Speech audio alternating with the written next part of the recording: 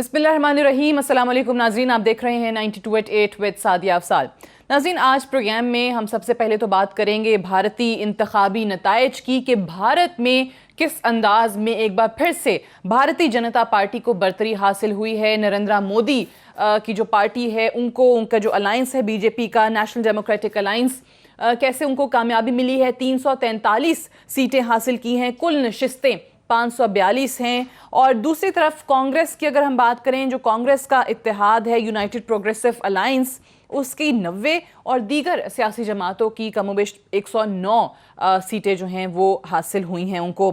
So butcher of Gujarat जिसके बारे में मशहूर है या जिसका मुजाहरा अमली तौर पे कई बार देखा गया है कि कैसे नफ़रत की और शरअंगेज़ी की सियासत और एक जंगी जुनून के साथ अपने दौरे हुकूमत के अंदर उस शख्स ने सियासत की है, उसको एक बार फिर से एक भारी अक्सरियत के साथ उसकी आवाम ने मुंतखब किया है। किस बुनियाद पे किया है, इस पे भी बात करेंगे। और याद रहे आपको वज़ीर आज़म पाकिस्तान इमरान खान साहब का बयान कि जब उन्होंने कहा था कि अगर नरेंद्र मोदी वापस आता है, दोबारा वज़ीर आज़म बनता है इंडिया का, तो पाकिस्तान और भारत के कश्मीर के ऊपर मुज़ाकरात के चांसेस या इम्कानात बहुत ज़्यादा रोशन हैं और बहुत ज़्यादा बेहतरी आ सकती है उस सिमत में। इसके क्या वजूहात थी, इस पर भी बात करेंगे। और साथ हम बात करेंगे कि हमारे मुल्क में जो नैब के हवाले से अपोजिशन के तो एक मुहिम है या उसको कुछ और तहफ़्फ़ुज़ात का नाम दे लीजिए, नैब जो है दूसरी तरफ हम देख रहे हैं कि वो अपनी सफाइयाँ दे रहा होता है।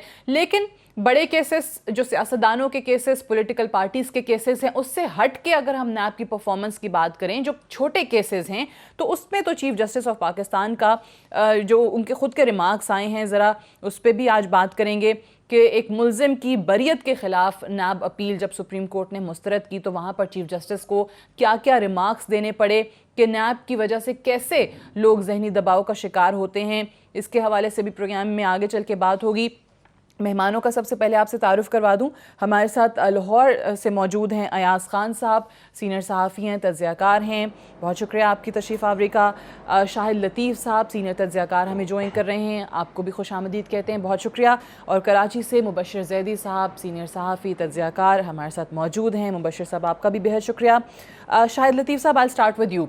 बीजेपी को एक बार फिर से बरतरी हासिल होना और पहले से ज़्यादा मार्जिन के साथ वोट्स पड़ना, क्या लग रहा है आपको भारत में किस बुनियाद पर दोबारा से मोदी जी को इलेक्ट किया गया है?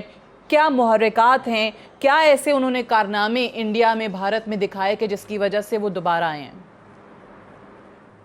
जहाँ तक उनकी अवाम के बारे में, अवाम की फलाह व बहबूद और अवाम के मसाइल को हल करने के बारे में जो उनकी पॉलिसीज़ थी, उसमें कोई ख़ास कामयाबी हमें नज़र नहीं आई।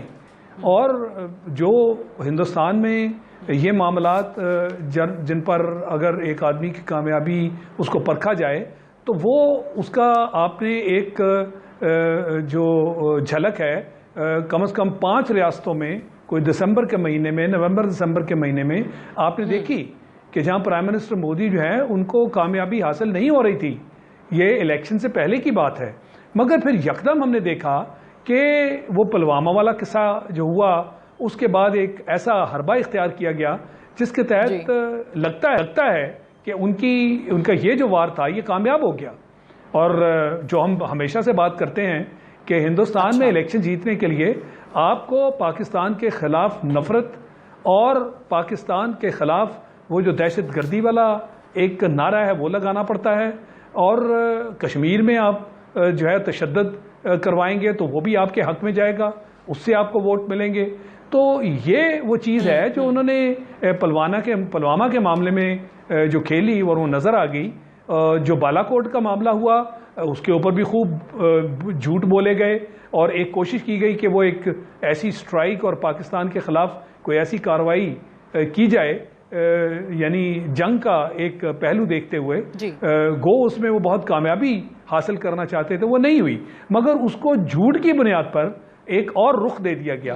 तो मैं समझता हूँ कि ये वो चीज़ें हैं जिसके तहत उन्हें ये कामयाबी फाइनली मिली, यानी नफ़रत पाकिस्तान के ख़िलाफ़, फिर ये जो पाकिस्तान के ख़िलाफ़ वो बहादुरी वाला मामला, धमकियाँ देना, कश्मीर में जुल्म और सितम, तशद्दुद करना, बर्बरियत करना, जो कि इलेक्शंस और उससे पहले आपने देखा कि अपने पूरे जोरों पर थी और आज भी है। तो मैं समझता हूं कि ये वजूहत हैं जिसके तहत प्राइम मिनिस्टर मोदी जो है वो इलेक्शन जीतने में कामयाब हुए हैं। ठीक है, और पाकिस्तान के लिए तो कोई अच्छा शगुन नहीं। मुबश्शिर ज़ैदी साहब बिल्कुल सही जी। पाकिस्तान के लिए अच्छा शगुन नहीं। मैं इस पे आती हूँ, इस पे दोबारा बात हम करेंगे कि जो वज़ीर आज़म इमरान खान साहब का बयान था, फिर वो किस कॉन्टेक्स्ट में था, मोदी की जो असलियत है या जो उनके माजी के कारनामे, उससे भी तमाम लोग वाकिफ़ हैं। बट मुबश्शिर ज़ैदी साहब, पहले ये ज़रा वजूहात की बात कर लेते हैं। ऐसे कौन से कारनामे उन्होंने अपनी आवाम की फलाह बहबूद के लिए मार दिए थे कि वो भारत के अंदर आज से पहले नहीं देखे गए थे? या फिर जिस तरह शाहिद लतीफ़ साहब ने कहा कि ये सिर्फ और सिर्फ एंटायर पाकिस्तान सेंटिमेंट उजागर करने पे उनको वोट पड़ा है, कश्मीर में तशद्दुद कराने पर वोट पड़ा है, और पुलवामा इंसिडेंट ने किस हद तक उसमें उनको हेल्प किया है? देखिए, ये जो विन है मोदी की, उसके दो पहलू हैं। एक तो उन्होंने जाहिर है नफरत की सियासत का सहारा लिया, और पूरे दुनिया में जो नफरत की सियासत है वो अट्रैक्ट करती है। जब आपने एक नफरत की सियासत को फरोग दिया, उसकी बेस के ऊपर आपने वोट लिए।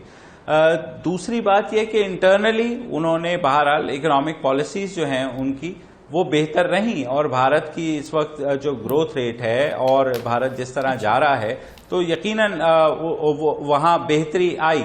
मगर जो इस दफा खतरनाक काम किया मोदी ने वो ये किया कि उन्होंने जो हिंदुत्व है उसको जो है एंटी पाकिस्तान नैरेटिव के साथ मिक्स किया, और मिक्स करके लोगों को ये बताया कि जनाब देखे, मैं जो हूं, मैं वाहिद आदमी हूं भारत में जो पाकिस्तान के खिलाफ और हिंदुओं के जो ऑनर है उसके खिलाफ उसके लिए खड़ा हो सकता है।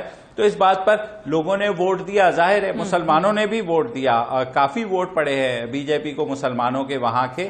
और उसकी वजह यह नहीं है कि उनकी कोई मोहब्बत है मोदी के साथ, उसकी वजह यह कि शायद वो उन्होंने ये सोचा कि उन्हें लिंच होने से बेहतर है कि वो वोट दे दें। जो कश्मीर का है, कश्मीर का एक अपना अलग रहता है। कश्मीर में अमूमन बाइकॉट ही होता है। मैं नहीं समझता कि Kashmir has anything to do with this election, क्योंकि मोदी ने जो हिंदुत्व के नाम पर भारत के अंदर जो कुछ किया है, और साथ ही साथ पाकिस्तान के अगेंस्ट जो उन्होंने नैरेटिव बनाया, हालांकि देखें it was embarrassment for him कि अभिनंदन पकड़ा गया, बालाकोट पे जो सो कॉल्ड स्ट्राइक थी वो नाकाम रही, उसके अलावा जो उनके अपने 2 तैयारे गए इस चक्कर में, उसके बावजूद उन्होंने एक झूठ का एक आप कह ले वेब तैयार किया, अपने लोगों को ये कहा कि मैं ही हूं जो पाकिस्तान से लड़ सकता हूं। आपको उनका बयान याद है, तो बिक गए हैं, दैट हिलेरियस इंटरव्यू, व्हाट वो उस अटैक के हवाले से उन्होंने एविएशन एक्सपर्ट बन के क्या कहा था कि कैसे उन्होंने सोचा और वो क्लाउड्स ने हेल्प कैसे किया उन्हें। हाँ बिल्कुल। फिर यह है कि देखिए मीडिया ने भी उनके लिए बिल्ड किया एक पूरे का पूरा सिनेरियो। वहां पर भी मीडिया ने बहुत ज्यादा जिंगोइस्टिक अप्रोच इख्तियार की, चाहे वो पाकिस्तान के अगेंस्ट हो या मुस्लिम के अगेंस्ट हो फॉर दैट मैटर। आपने देखा तो ये एक किलर कॉम्बिनेशन था जो उन्होंने बनाया। और माजी में भी हमने देखा नफरत की सियासत आलमी तौर पर, आप देख लें ट्रंप देख लें, ब्रेक्जिट देख लें, आप जो है सदर जॉर्ज बुश जिन्होंने इराक पर भी हमला किया, अफगानिस्तान पर भी हमला किया, उसी बेस पे उनको सेकंड जो है उनको टेन्योर भी मिला। तो पूरी दुनिया में हमेशा ये जो है नफरत की सियासत कामयाबी का एक जो है वो नुक्ता समझी जाती है। वो अलग बात है कि गोइंग फॉरवर्ड जो है किस कदर नुकसान होगा भारत की अपनी माशरे का जो एक सेक्युलर फैब्रिक है वो बहरहाल तार तार होता नजर आया, वो दागदार होता नजर आ रहा है। मैं अयाज खान साहब, आपकी भी इसी पे ओपिनियन? नरेंद्र मोदी वापस आ गए, भारी अक्सरियत के साथ आए। कांग्रेस का तो हम देख रहे हैं अलायंस का वाकई बहुत बुरा हाल नज़र आ रहा है, 90 के करीब उन्होंने सीटें जो हैं वो हासिल की हैं। तो क्या ऐसी चीज़ें थीं कि भारतीय अवाम को एक बार फिर बीजेपी को या उनके साथ दीगर जुड़ी सियासी जमातों के अलायंस को ही वोट करना पड़ा? अच्छा, एक तो ये होता है कि आप समझदार लोगों के साथ बैठे हों, एक तो ये नुकसान हो जाता है। दूसरा ये कि वो पहले बात कर चुके हैं तो बिल्कुल ही बड़ा गर्क हो जाता है, आपके पास आर्गुमेंट रहता है कोई नहीं, आप बात किस पे करेंगे क्योंकि ऑलमोस्ट अगले पे ना मैं सबसे पहले सवाल आपसे करूंगी हर पहलू से बात नहीं, मैं वैसे बात कर रहा हूं। खैर, वो बिल्कुल जितनी बातें हुई वो नरेंद्र मोदी ने अपना झूठ इस महारत से बचाया कि कमाल कर दिया उन्होंने कहा जी कि सर्जिकल स्ट्राइक्स हुई हैं। आम बंदा मानता है कि हाँ जी हुई हैं, क्योंकि वो कह रहे थे, सुपरमैन बना के बीजेपी पेश कर रही थी। अमित शाह कह रहे थे बार बार कि ये देखो ये वो नरेंद्र मोदी है। अभी जो लास्ट इन्होंने एक मीडिया टॉक की थी बीजेपी के प्लेटफॉर्म से उनके ऑफिस में, तो उसमें नरेंद्र मोदी साहब ने भाषण जरूर दिया लेकिन किसी सवाल का जवाब नहीं दिया। तो ये बड़े खूबसूरत तरीके से उन्होंने एक नरेंद्र मोदी को एक बहुत बड़ा हीरो बनाया हुआ था। एक ये एंगल है, जाहिर है अब अभिनंदन पकड़ा गया, लेकिन जितनी जल्दी हमने छोड़ दिया, जाहिर है नरेंद्र मोदी साहब को उसका फायदा हुआ और उनका लोगों ने माने। अभी थोड़े दिन पहले भी ये बात हो रही थी, पुलवामा का अटैक, खुद सारा ड्रामा रचाया। इसके बावजूद आम वोटर जो होता है हमारे जैसे मुल्कों में, वो यकीन करने के लिए तैयार नहीं होता। आप जितना मर्जी कहें कि नवाज शरीफ साहब और आसिफ जरदारी साहब ने करप्शन की है, उनका फॉलोअर नहीं मानता इस बात को। वो कहता है ये सब बकवास है, हमारा लीडर तो ऐसा कर ही नहीं सकता। इंटरनली एक और बहुत बड़ा जो प्रॉब्लम हुआ, जो मैं जितना फॉलो कर रहा था इंडियन इलेक्शंस को, एक prime minister versus rest of the parties एक इलेक्शन था, वहां मुकाबला हो रहा था। वो एक महागठबंधन जिसको उसको कह रहे थे कि बहुत सारी ऑपोजिशन जमातें मिलके इनका मुकाबला कर रही थी, लेकिन उन्होंने अपना प्राइम मिनिस्टेरियल कैंडिडेट ही फाइनल नहीं किया हुआ था। आप देखें, आप कंफ्यूज कर देते हैं अपने वोटर को कि अच्छा जी हमें वोट दे दें, आप हमें अक्सरियत दे दें, उसके बाद हम फैसला करेंगे कि हमने किसको प्राइम मिनिस्टर बनाना है। इधर एक प्राइम मिनिस्टर था जिसको 5 साल लोगों ने देखा और जिसको एक सुपरमैन बन के वो सामने आया, जिसने लोगों को बताया कि देखो हिंदू की कदर भी मैं करा सकता हूं और पाकिस्तान से निमट भी मैं ही सकता हूं। ये तो सब बातें ही करते हैं। तो इसलिए मेरे ख्याल ये भी एक बहुत बड़ा फैक्टर था उनकी जीत में।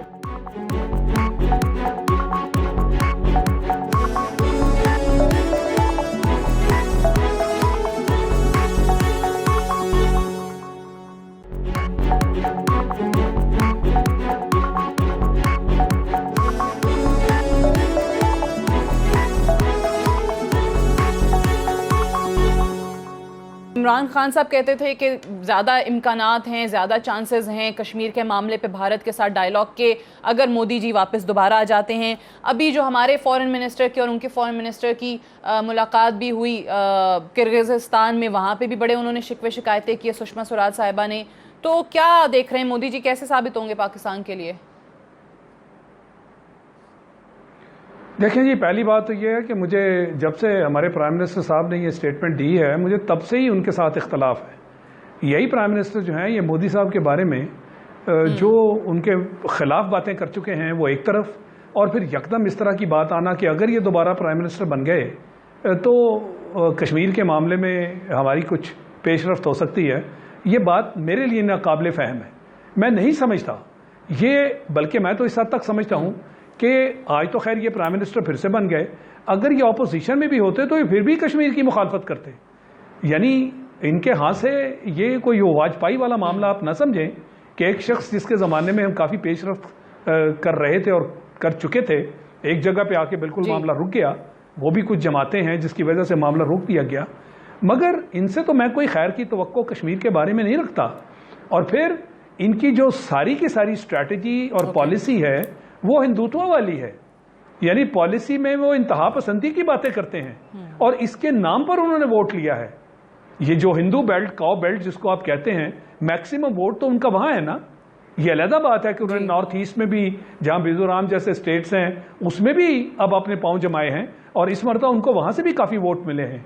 तो ये उनकी पॉलिसीज हैं और वो शख्स नहायत चालाक है इस तरह की अपनी पॉलिसीज और ये जो ऑप्टिक्स हैं जिसकी वजह से अभी जो हमने पहले आपकी सेगमेंट में बात की कि जी अपना झूठ इस हद तक बोलो कि लोग मान लें, और फिर ये हिंदुत्व वाला मामला जिसके तहत उन्होंने आपकी जो मेजॉरिटी है उनकी वहां, उनको काबू करने में इसने बहुत एक किरदार अदा किया।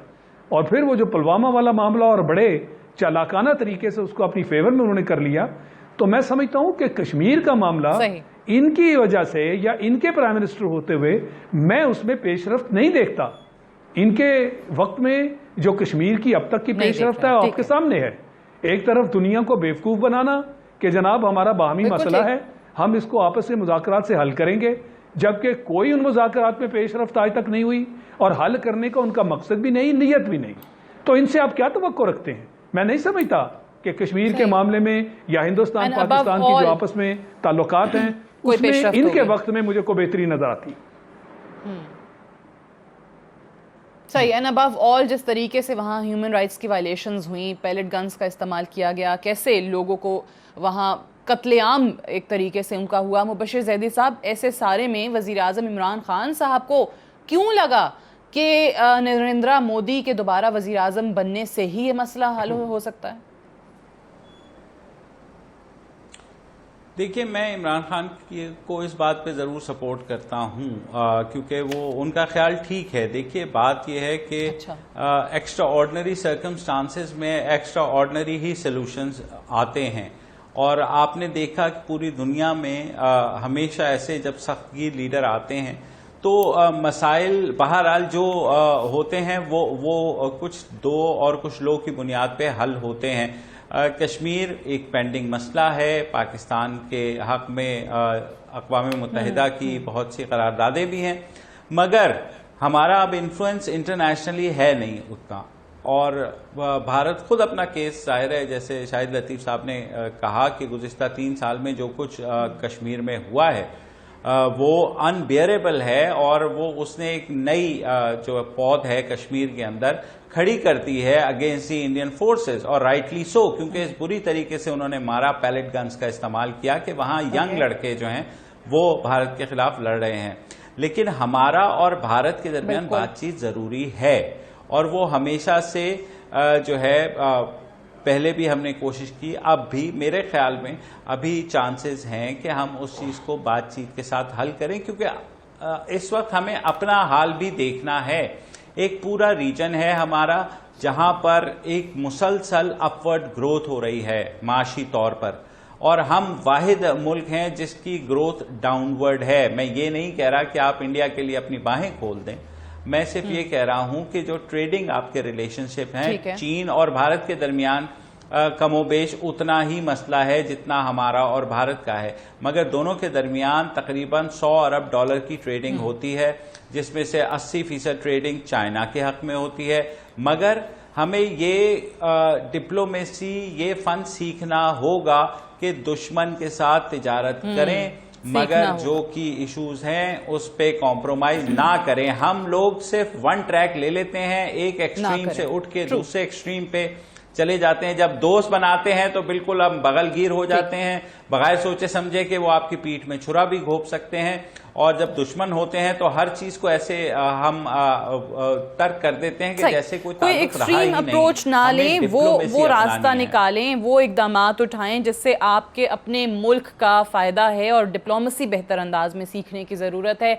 ये आपका मौक़िफ़ था। बहरहाल भारत में और स्पेशली बीजेपी की एक वो उम्मीदवार साध्वी प्रज्ञा जिनका नाम है, और जिनका ये क्लेम सामने आया था कि उन्हें एकदम कैंसर हो गया और काउ यूरिन से उन्होंने अपना वो कैंसर जो है वो क्योर किया, और वो जीत भी जाएं तो फिर भारत के लिए, उनकी आवाम के लिए लम्हा फ़िक्रिया बहरहाल ज़रूर होना चाहिए। एक ब्रेक से वापस आएंगे और कुछ इंटरनल पॉलिटिक्स की बात करेंगे, पाकिस्तान के क्या इश्यूज़ हैं और नैब से जो तहफ़्फ़ुज़ात हैं लोगों को, उस पर बात होगी एक वक्फे के बाद।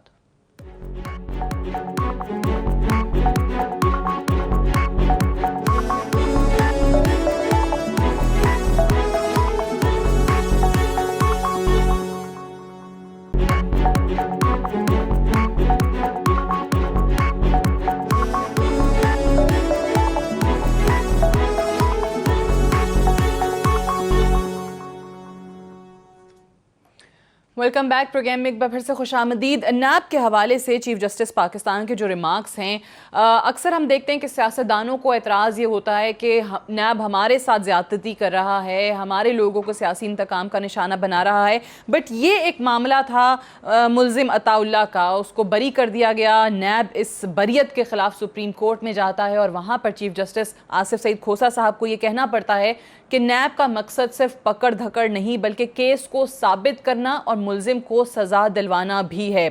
साथ ही साथ ये भी कि अगर 80 लाख की आमदन थी मुलजिम की तो उसने 46 लाख के असासे बनाए, तो वो समझ में आता है। 2001 से 2019 तक मुलजिम को घसीटा गया। नैब अब इन 19 सालों का अजाला कैसे करेगा? नैब को तो इस केस में जुर्माना होना चाहिए। अयाज खान साहब, सवाल ये है कि सियासतदानों के केसेस आखिर कितने होंगे नैब के पास? बहुत कम होंगे? ज़्यादातर जो तादाद है, अक्सरियत जो है इन केसेस की, वो हमें नज़र आती है कि वो आम लोगों पर बने हुए हैं। साल साल से वो केसेस चल रहे हैं। इस मामले पे नैब कभी हम देखते हैं कि कोई सफाइयाँ देने के लिए नहीं आता। चीफ जस्टिस साहब को खुद कहना पड़ता है। सियासतदानों के हवाले से कोई चीज़ हो तो नैब का फ़ौरन प्रेस रिलीज़ आ जाता है। आखिर इसका जवाब कौन देगा? देखिए, नैब के पास जाहिर है बहुत से केसेस, और छोटे केसेस बहुत से नैब ने जाहिर है उनको हल भी किया, उनका मसला फंसते हैं। जब ये सियासतदानों के केसेस आते हैं, जाहिर है जब पॉलिटिशियंस के केसेस आते हैं तो फिर तनकीद भी बहुत ज्यादा होती है। अब उस तनकीद का असर इतना ज्यादा नैब ने कुछ अरसे से लेना शुरू कर दिया कि एक तो वो वजाहत किया करते थे किसी ना किसी तरीके से, किसी बयान के हवाले से। उसके बाद फिर उनको ख्याल आया कि नहीं, आपको याद होगा जो डीजी नैब लाहौर हैं, इन्होंने कुछ इंटरव्यूज दिए थे चैनल्स पे आके। इन्होंने समझा कि जी चूंकि तनकीद अब बहुत ज्यादा हो गई है, इसलिए इस तरह से हम शायद वो प्रेशर रिलीज कर सकेंगे। अभी जो ताजा तरीन इसमें इंसिडेंट हुआ है, जावेद चौधरी साहब की जो उन्हें वहां पे दावत दी गई, चेयरमैन नैब साहब उनसे मुलाकात की। मुलाकात के बाद उन्होंने पूछा कि हुजूर इस मुलाकात के हवाले से मैं कॉलम लिखूं। उन्होंने कहा जी बिल्कुल आप लिखें। अच्छा, वो जब कॉलम लिखा गया उसके बाद एक तरदीद आई जो जाहिर है हमने पहले दिन वो छापी। उस तरदीद में भी उन्होंने उनकी जो मंदरजात से उससे बिल्कुल इनकार ही नहीं किया। वो कहा जी कुछ चीजें जब जो सब समझ नहीं सके, कुछ ये थे, इस तरह से मामलात। अब उसके बाद फिर अचानक फिर एक मीडिया टॉक करते हैं चेयरमैन नैब, और मीडिया टॉक के बाद वो समझते हैं कि शायद अब प्रेशर रिलीज हो जाएगा। अब प्रेशर तो और बढ़ना होता है जब आप जरूरत से ज्यादा, कुछ इदारे ऐसे होते हैं जिनको बोलना नहीं चाहिए, जिनको सिर्फ काम करना चाहिए, और वो काम अज खुद नजर आ जाता है। जैसे अदालतों के फैसले बोलते हैं, लेकिन हमारे यहाँ बदकिस्मती से हर वो शख्स बोलता है जिसको नहीं बोलना चाहिए, और जिसको शायद बोलना चाहिए वो खामोश रहता है। तो वो प्रेशर बढ़ता बढ़ता फिर एक पता नहीं कहां से एक टर्म क्वाइन हुई जी के इंटरव्यू उनका छप गया। अब मुझे नहीं समझ आई ये इंटरव्यू, फिर ये ऑपोजिशन ने भी कहा जी कि इंटरव्यू नहीं देना चाहिए था। इंटरव्यू तो कहीं है ही नहीं, वो तो एक मुलाकात है, कॉलम छपा है उस हवाले से। लेकिन वो कंफ्यूजन इतना ज्यादा, प्रेशर आप इतना ज्यादा ले जाते हैं कि फिर वो आपको लगता है कि मैंने शायद इंटरव्यू दे दिया था, और ये ऑपोजिशन वाले चूंकि कह रहे हैं तो हो सकता है इंटरव्यू ही दिया हो और उसी पे तनकीद हो रही है। तो नैब को मेरा ख्याल है जितनी ऑपोजिशन को बड़ा अच्छा मौका मिल गया है इस वक्त। चेयरमैन नैब और नैब के हवाले से वो दिल खोल के अपनी भड़ास भी निकाल रहे हैं, और वो जितना वो समझ रहे हैं कि उनके साथ सियासी इंतकाम हो रहा है, वो बेहतरीन मौका है उनके पास ये बदला लेने का, और वो ले रहे हैं, बदला वो ले सकें। सुप्रीम जुडिशल काउंसिल जाने की भी बात ऑब्वियसली उनकी तरफ से हो रही है अगेंस्ट चेयरमैन नैब। दूसरी चीज़ ये, मैं मुबशिर जैदी साहब ये जिस तरीके से मुलाकात, इंटरव्यू, व्हाटएवर इसको जो भी नाम दे लें, फिर 1.5 साल के अंदर उनको पहली दफ़ा ऐसी क्या ज़रूरत पेश आ गई कि वो प्रेस कॉन्फ्रेंस करने चल पड़ते हैं, वो भी संडे को। ये तमाम चीज़ें, जितना भी इन चीज़ों की वजह से उन पर दबाव पड़ रहा है, जैसे अभी अयाज खान साहब भी बात कर रहे थे कि अपोजिशन को बहरहाल एक मौका ज़रूर इन्होंने फराहम कर दिया।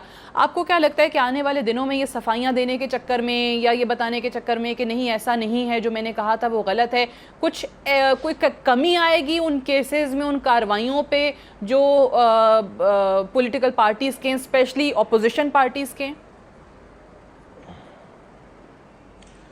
देखिए, कमी तो क्या आएगी, मेरे ख्याल में ये जो जस्टिस रिटायर्ड जावेद इकबाल साहब हैं, इनको शौक है बहुत पब्लिक रिलेशनिंग का, अपनी शोहरत का। और ये हमने देखा, माजी में भी देखा, जब ये जब मुशर्रफ ने पीसीओ के तहत जजेस फारिग किए, इनसे भी ओथ नहीं लिया गया, मगर ये मुशर्रफ के पास पहुंच गए। इन्होंने वहां जाकर के एक पाकिस्तान प्रेस काउंसिल नामी एक तंजीम बना दी, उसके ये हेड हो गए। उसके बाद इफ्तिखार चौधरी वापस आए तो इफ्तिखार चौधरी के पास चले गए, फिर वो सारा कुछ, फिर एबटाबाद कमीशन रिपोर्ट, फिर और दूसरी मिसिंग पर्सनस का। तो ये बहुत इनको शौक है अपनी शोहरत का, और जाहिर है जब आप अपनी शोहरत चाहते हैं तो आप कुछ ऐसी बातें करते हैं जो है शायद ओवरऑल सूरत हाल पे इम्पैक्ट नहीं करती। शाहिद लतीफ साहब ने बड़ा सही कहा, और मैं तो पहले दिन से कह रहा हूं, not from today, from 10 years earlier as well. आप जब से ये इदारा बना, सिवाय शुरू में जनरल अमजद के कुछ महीनों के, उन्हें भी जनरल मुशर्रफ ने किस वजह से फारिग किया? क्योंकि मुशर्रफ को सपोर्ट चाहिए थे पॉलिटिकल, और वो चौधरीज ऑफ गुजरात की जब सपोर्ट मिली तो नैब को कहा गया कि उनके खिलाफ केसेस खत्म कर दें, बाकी शरीफों के और पीपल्स पार्टी के खिलाफ केस चलाते रहें। तो नैब एक पॉलिटिकल विक्टिमाइजेशन का टूल है, एक इदारा नहीं है, वो एक टूल है जिसे हर हुक्मरान इस्तेमाल करता है अपने अपोजिशन को पिन डाउन करने के लिए। उसके बाद आप ये देखिए कि इनकी कन्विक्शन रेट क्या है। आपको अगर मैं बताऊं तो हमें आप दोनों को शर्म आएगी कि 1% है इनकी कन्विक्शन रेट। इनका 99% केसेस जो है वो हायर कोर्ट्स में जा करके वो पलट जाते हैं, उसमें रिलीफ मिल जाता है, क्योंकि ये वो वजह नहीं सुनी आपने कि हमारे प्रोसिक्यूटर्स जो 2-4 लाख रुपए लेते हैं और इनके वकला की करोड़ों की फीसें हैं। जी वो झूठ बोल रहे हैं। उनसे कह दें कि नैब का निकाल लाए। नैब के ऑफिसर्स जो ये बाहर जाके एक महीने रहते हैं, अयाज खान साहब को पता है, स्विट्जरलैंड के भी ये चक्कर लगाते हैं, ये लंदन भी जाते हैं, ये यूरोप के भी। इनकी जो एक्सपेंडिचर है नैब का, अगर उसको निकाल के आप उसको मिलाएं कि इनकी रिकवरी आज तक कितनी हुई है, तो आपको खुद ही पता लग जाएगा। फिर ये है कि जिस तरह के केसेस बनाते हैं उसमें ये झोल इतने होते हैं कि ये हायर कोर्ट्स में जाकर के खत्म हो जाते हैं। कुछ भी आप मुझे बताइए कि इवन पानामा केस में भी वो तो सुप्रीम कोर्ट ने JIT बनवाई जिसने किया, वरना नैब ने क्या किया उसमें? मुझे बताइए। नैब ने तो हाथ झाड़ दिए थे, उन्होंने कहा जी हम तो नहीं कर रहे। तो अब नैब क्रेडिट लेने आ गया कि जनाब हमने ये केसेस जो है ना वो किए। ये झूठ बोल रहे हैं। They don't have the capacity. ये सिर्फ और सिर्फ एक टूल के तौर पर इस्तेमाल होते हैं कि अपोजिशन चाहे वो, और ये शुरू नवाज शरीफ साहब ने किया था 97 में जब एहतसाब कमीशन बनाया था, उन्हें बेनजीर और जरदारी के ऊपर, आपको याद होगा, सेनेटर सैफुर रहमान के खिलाफ। उसके बाद जब मुशर्रफ आए, मुशर्रफ ने ये किया पीपल्स पार्टी और नून लीग के खिलाफ। और तो ये हर दफा, फिर पिछली हुकूमत थी, उन्होंने डॉक्टर आसिम के खिलाफ शुरू कर दिया। ये हुकूमत आई है तो जाहिर है इन्होंने, बट अभी तो चेयरमैन आप कहते हैं कि मैं डिक्टेशन नहीं लेता हुकूमत से। हमें जी नहीं, वो जाहिर है, वो तो सब कहते हैं ना मैं डिक्टेशन नहीं लेता, लेकिन मसला ये है इनका कोई भी माजी का एक फैसला, एक इन्वेस्टिगेशन बता दें जो कि तरीके की इन्होंने की हो, ये सिर्फ और सिर्फ अपने जो है सेल्फ प्रमोशन के शौकीन शख्स हैं, और ये जो है हमेशा ही ये करते रहे हैं। वो अलग बात है कि इनकी जो अपॉइंटमेंट है उसमें आसिफ जरदारी साहब का बहुत हाथ है। ये बड़ा जबरदस्त आपने अच्छा किया कि ये बता दिया कि नैब का जो कन्विक्शन रेट है विच इज़ ओनली 1%, वो ना होने के बराबर है। मतलब 1% क्या होता है? और दूसरी चीज़ ये कि हमें ये भी जहन में रखना चाहिए कि सियासतदानों की तनकीद या उनके केसेस वो बहुत कम हैं। आम लोगों के, आम शहरियों के जो मुकदमे हैं वो बहुत ज़्यादा तादाद में नैब के पास हैं, और इसीलिए शायद चीफ जस्टिस को ये कहना है एक मुलजिम के केस के अंदर कि 19 साल उसको नैब ने रगड़ा लगाया, उसके 19 सालों का जवाब अब कौन देगा? मतलब आप किसी केस को लॉजिकल एंड तक तो पहुंचाएं, कोई तो कहीं तो कंक्लूड उसको करें, वो होता हमें नजर नहीं आ रहा। एक ब्रेक लेते हैं, ब्रेक से वापस आते हैं, फिर डिस्कशन को आगे बढ़ाएंगे। Stay tuned.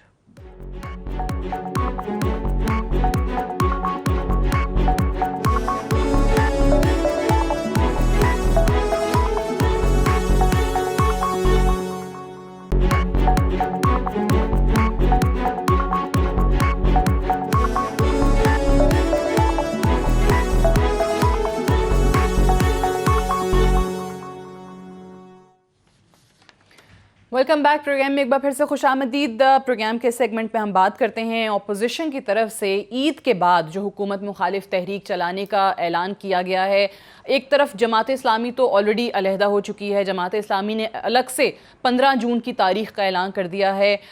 बाकी जमातें वो कहते हैं कि हमारे साथ आए ना आए, लेकिन उनकी तरफ से 15 जून को तहरीक शुरू हो जाएगी। अयाज खान साहब, कितना कोई ये जेन्युइन आप इसको इक़दाम कहेंगे अपोजिशन पार्टीज़ की तरफ से कि वाकई उनके इतनी ग्रीवेंसेस हैं, या वाकई अवाम का दर्द इतना ज़्यादा है कि उन्होंने ये तहरीक चलाने का फैसला किया है? देखिए, दर्द तो बहुत ज़्यादा है। आपने इतना ज़्यादा दर्द है कि कल आपने देखा कि मरियम नवाज साहबा एक ताज़ियत के लिए गई हुई थी और वहाँ भी उन्होंने उस दर्द का इजहार करना नहीं छोड़ा जी। हालांकि वो ताज़ियत करती और घर आ जाती, और बहुत से मौके होते हैं जलसे जुलूस करने के जब आप इस दर्द का इजहार कर सकते हैं, क्योंकि गरीबों का दर्द तो ज़ाहिर है हमारे सारे हुक्मरानों में होता है।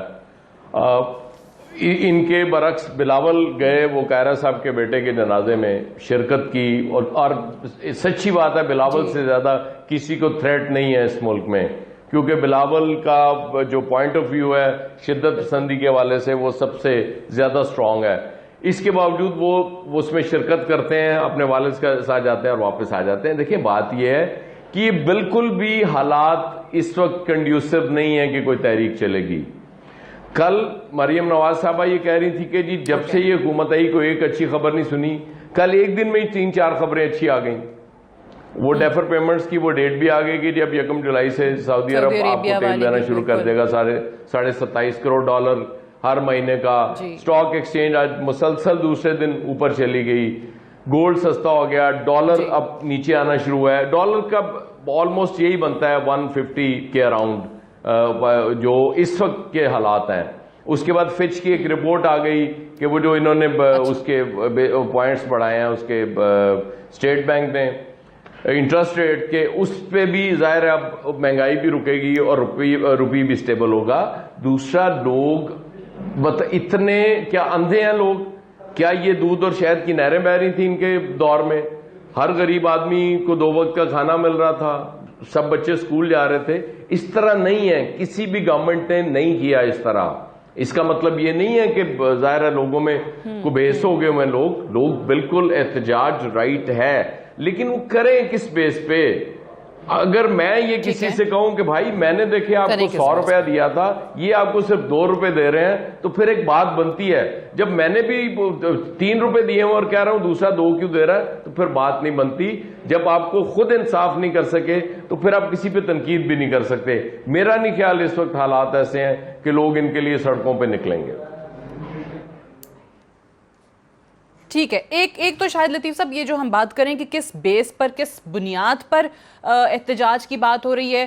फिर मौलाना ईद के बाद जो हैं वो APC भी बुला रहे हैं, जमात इस्लामी ने अलग से डेट अनाउंस कर दी है। एक तो ये बताएं कि बुनियाद क्या है, और दूसरा ये भी कि वाकई ये कर पाएंगे, क्योंकि बहुत सारे लोग एक्सपेक्ट ये भी कर रहे थे कि वो जो इफ्तार है तमाम जमातें इकट्ठी हैं तो वहीं पर कोई डेट वगैरह अनाउंस करके उठेंगे। लेकिन क्या ये एक मज़ीद APC बुलाना आवाम को ट्रक की बत्ती के पीछे लगाना है? कोई मुत्तफ़िका हम तारीख देख पाएंगे, या फिर ये मामला ईद के बाद वैसे ही ठप हो जाएगा?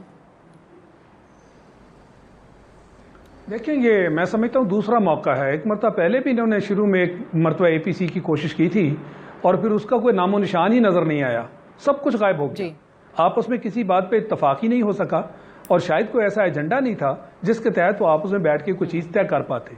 मैं समझता हूँ ये उसी की मिसाल एक और कायम होने जा रही है।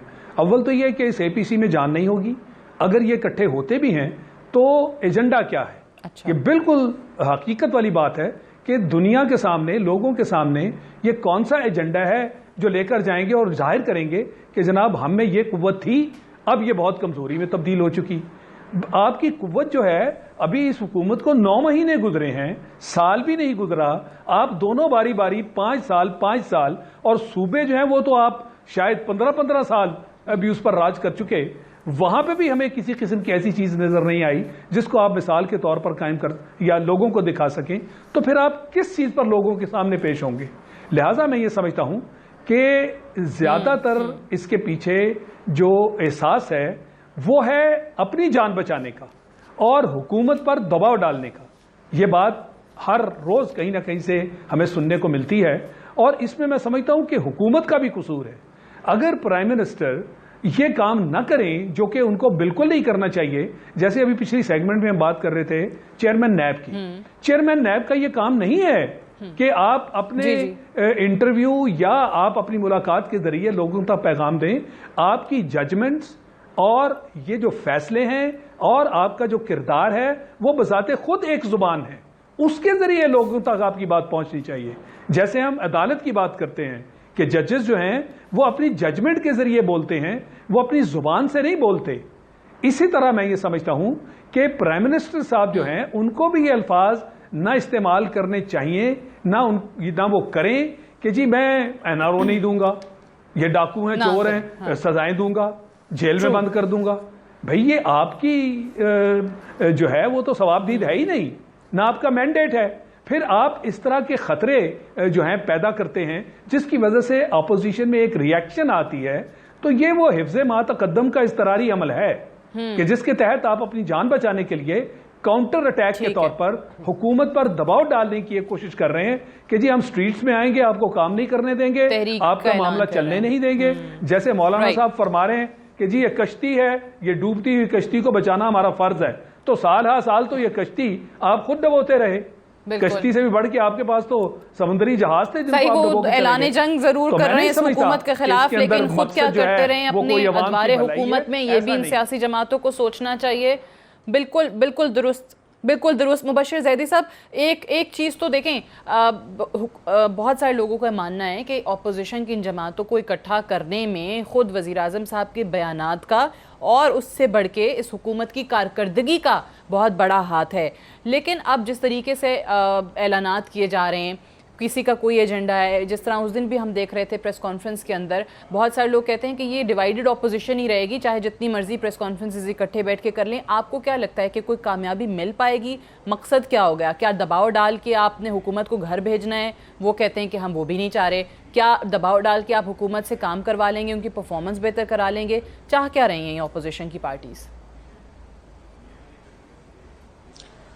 देखिए, मेरे ख्याल में तो इस हुकूमत को कोई घर भेज सकता है तो वो खुद यही हुकूमत है। जो इनकी कारकर्दगी रही है 10 महीने में, मेरे ख्याल में इतनी बुरी कारकर्दगी तो शायद किसी की भी नहीं रही। मैं हैरान हूं कि अयाज खान साहब को कहां से कोई सिल्वर लाइनिंग नजर आ रही है कि अगर मुझे मैं क्योंकि कराची फाइनेंशियल हब में बैठा हूं, इंटरेस्ट रेट ऊपर होने से जो है वो इकोनॉमी कैसे सेटल होती है, ये मेरे लिए एक नई खबर है। बहरहाल देखिए, बात की बात कर रहा था जो उन्होंने कहा, मैं अपनी बात नहीं कर रहा था। ओके, और दूसरा यह है कि देखिए इन्होंने खुद जो बार है वो इतनी रेस की थी कि हम 90 दिन में ये कर देंगे, 100 दिन में ये कर देंगे, फिर कहा कि हमें 6 महीने दे दें। अभी तक लग नहीं रहा कि इस हुकूमत को कोई सिरा मिल पा रहा है कि कहां से चीजें ठीक करें। आपने टीमें बदलते जा रहे हैं। अब आज नई खबर आई है कि शायद सेक्रेटरी फाइनेंस को भी फारिग कर रहे हैं। हारून शरीफ साहब ऑलरेडी फारिग हो चुके हैं, उनको भी तब्दील कर चुके हैं, नोटिफिकेशन तो ये मुसलसल तजर्बा मुसलसल तजर्बे हो रहे हैं, तो मुसलसल तजर्बे हो रहे हैं, तो ये चीज लोगों को बहुत पिंच कर रही है। और जिस तरह से प्राइस बढ़ी हैं, जिस तरह से इन्होंने भी, मैं सिर्फ ये कहता हूं कि इस हुकूमत में और पुरानी हुकूमतों में कोई फर्क नहीं रहा। इन्होंने बेदर्दी के साथ लोगों पर वही टैक्स लगाए जो पुरानी हुकूमत करती थी। तो अगर यही करना था तो फिर पुरानी हुकूमतों और इनमें कोई फर्क नहीं रहा। जब लोगों को कोई फर्क नहीं है, तो मुझे ठीक है, आप कह रहे हैं कि अगर आवाम के साथ यही करना था तो पुरानी हुकूमतों में और इस हुकूमत में कोई फर्क नहीं है। I have to wind up here. Time unfortunately मेरे पास खत्म हो गया। मुबश्शिर ज़ैदी साहब, शाहिद लतीफ़ साहब, अयाज खान साहब, तीनों का बेहद शुक्रिया। That's all for tonight. इजाज़त दीजिए, खुदा हाफिज़।